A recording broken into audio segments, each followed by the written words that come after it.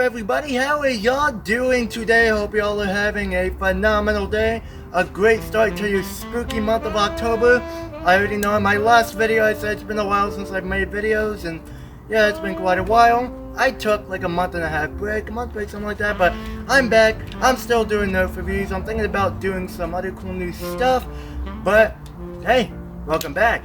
So today what we are going to talk about is Buzzbee, very underrated company.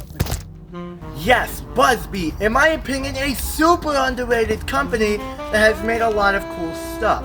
I think they started making blasters in the 2000s, stuff like that. Correct me if I'm wrong, but they were definitely not the most high quality. The grips were very small, the ergonomics were not great, but they did have a lot of cool qualities to them, had a lot of mod potential, and you could do some really cool stuff with them.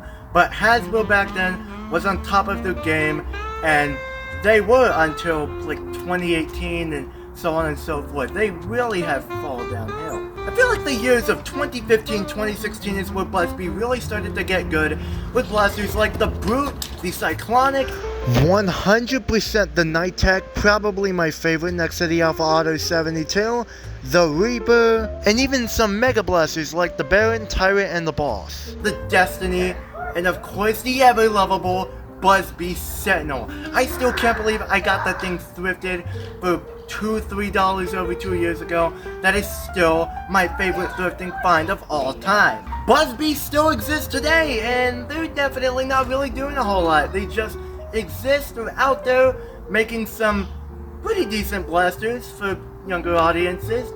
Shoots about 70 to 80 FPS. Not too bad. I mean, my favorite was the Alpha Auto 72 from 3 years ago in 2022. That thing is probably my favorite Buzzbee blaster of all time. It was the year of 2021. Buzzbee made a couple major offerings. The first being the Buzzbee Thundershot. The second being the Tetra Shot.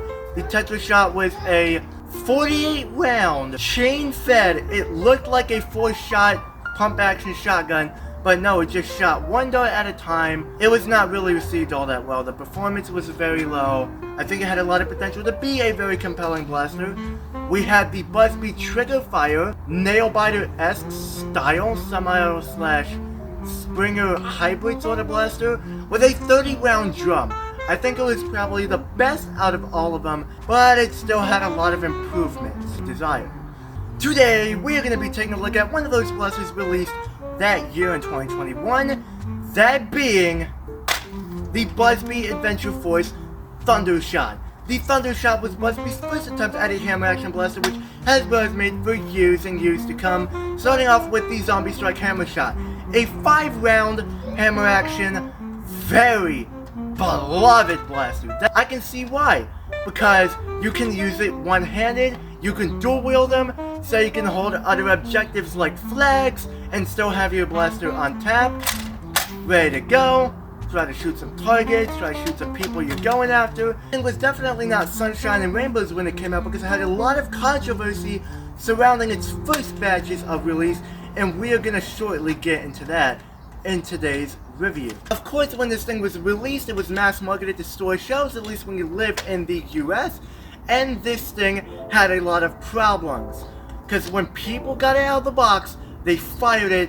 This thing did not perform well at all. They were like end strike ranges. This thing was only $10, but it definitely did not seem right for what this thing was supposed to be. The internals were way worse. When you primed this thing back, the trigger moved, which was much inferior. The hammer pulled back, touch on the trigger. Check out Mongoose Jake's review on this blaster if you want to see how this thing failed and how the internals were, because he definitely explains things better than I do. They were very prone to breaking. So there were complaints filed out to the company, which they responded. They send out new models and new darts, which is very nice of them, for testing and to see if this thing was way better. I got this thrifted.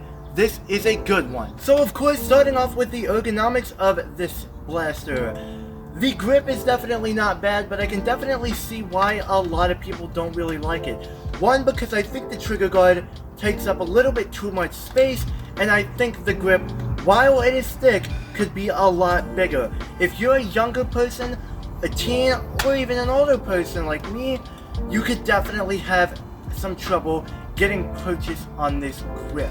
I think it could be better. It's definitely not the worst thing ever, but I do think it has some improvements to be desired. The hammer. Not really much to talk about. It is comfortable. It is a little bit harder to one-hand this thing, not only because of the weird proportions of the grip and the ergonomics, but because the hammer is way far up. Now you can definitely one-hand this thing, but it is a lot harder.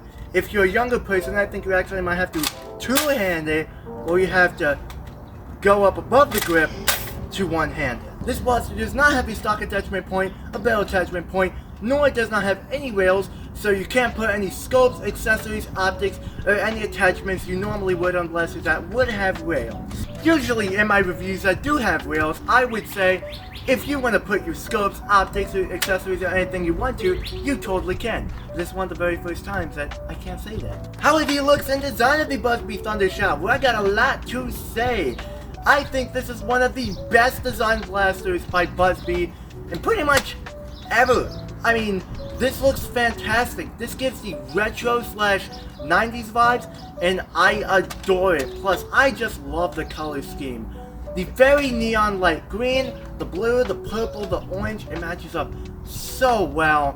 It's so goofy, lighthearted, and I absolutely love it for that reason. There's not really a whole lot of decals or in-molded prints, but there is some cool textures. Like this feels great. This is not carbon fiber or anything, but feels great on the grip. You got this lightning bolt symbol, which I really like. There are some neat features on this blaster that keep the design very refreshing and not bland. Before we talk about how this thing operates or functions, we have to talk about the darts. Because yes, I know a lot of y'all have probably gotten these blasters if y'all are casuals and you don't really know about the Nerf ecosystem, that these darts are different from your standard Adventure Force waffle darts. If you are not really familiar with both of these darts, let me tell you here. This is a Nerf Elite dart. This is a very iconic, yet not very aerodynamic or accurate dart in the space. And these came out with lots of different types of blasters, you know, colors, combinations, all that kinds of stuff. And they did come out with more accurate darts, such as the Nerf AccuStrike darts, debuted in 2017. But then after, they just completely stopped making those, I'm pretty sure, and stick to their older Nerf Elite darts. With Alpha Strike, Nerf Elite 2.0, and all their other lines before N-Series, which N-Series is the future of all Nerf. I'm not really a big fan of N-Series. These are Nerf Elite 2.0 darts. They are the exact same as your standard Nerf Elite dart. Not very accurate, not very aerodynamic. I love the colors though, and crazy to say in the year 2025, I like using Nerf Elite darts. Yeah, absolutely insane, right? I like Elite darts. This is a Buzzbee long distance dart. These are not very accurate whatsoever. These are darts on Adventure Force waffle darts. These sit next to each other on the shelf with, you know, whatever blaster they come with, Buzzbee or Dart Zone. These are Dart Zone, these are Buzzbee. These are very accurate, but they're heavier and they get less distance.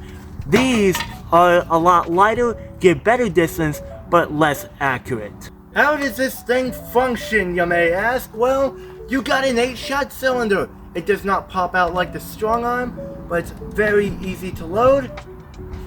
Just take your Buzzbee long distance dart. Probably I just like the fact that they go all over the place and it's kind of fun. Prime the hammer back and you can fire.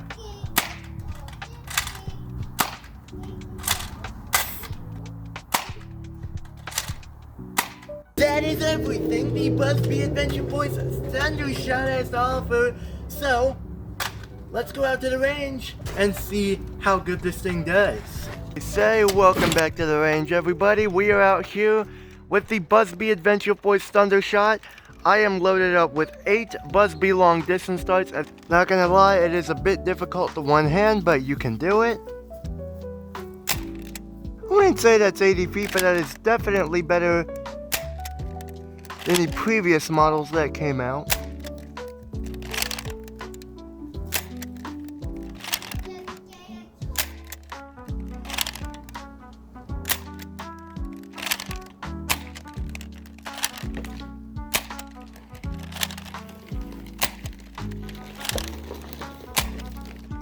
Now let's do some angled shots. Not too high though.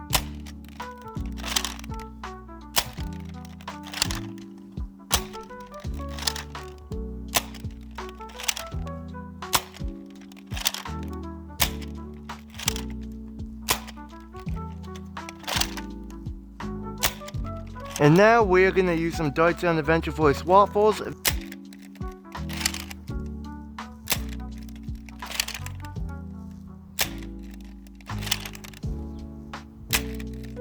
Much better accuracy.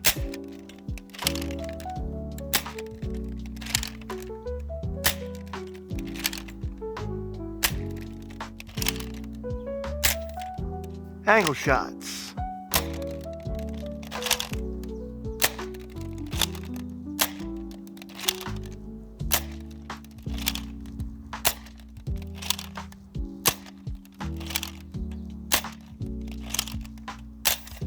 This is the last dart. You're definitely going to lose a bit of distance though, but the accuracy is much better. I would personally rather use the Buzzbee long distance darts because I kind of don't mind the inaccuracy. It's like how farther the darts travel. I just have such a blast using this blaster. I'm not even joking. I think I might change my opinion on saying I like the Trailblazer more than this because, man, after playing with both of these and comparing them for a while, I think I like this more. As a matter of fact, I think I'd say this is one of my favorite blasters of all time. Heck, even in my top 10. To note, there were a lot of notable differences in the earlier models and the better models of the Thundershots, like different looks of the cylinders. The older one had a more glossier cylinder, while the newer one had a more matte. You can get a pretty good sight picture on it. I forgot to mention the smoothness of operation. The trigger is smooth, the hammer prime is good. And seriously, I don't even think there's a single bad version out there, but that would actually be hilarious if there was somebody in the comment section, or I still see some bad ones out there in the wild. I am not really good at modding and knowing mechanics and stuff, but it's kind of interesting how blasters like the Elite 2.0 Trailblazer, when they prime it, the trigger moves and it works just fine, but with the Thundershot, that actually was a huge detriment. Probably just because how internally it worked compared to the others. If you really like the cartoonish aesthetic, you love the bright colors like I do, you don't mind the fact that it's a little bit harder to one hand, you don't really mind the weirder ergonomics, 8 shots is pretty good for you, and you really like Buzzbee, yes, I do think this thing is worth picking up, and I do think for a first attempt of a hammer action blaster for Buzzbee, they did a good job. They definitely could have done a lot worse. Try some things new, do my videos, set them in different areas. I hope y'all like them. Let me know what y'all think of this review down in the comment section below. Should I do inside videos? Should I do outside videos? What different types of videos should I do? Or do you think I should just completely stop in general? As always, thank you very much for watching this video. And as always, say it, Layla. Peace out, everybody.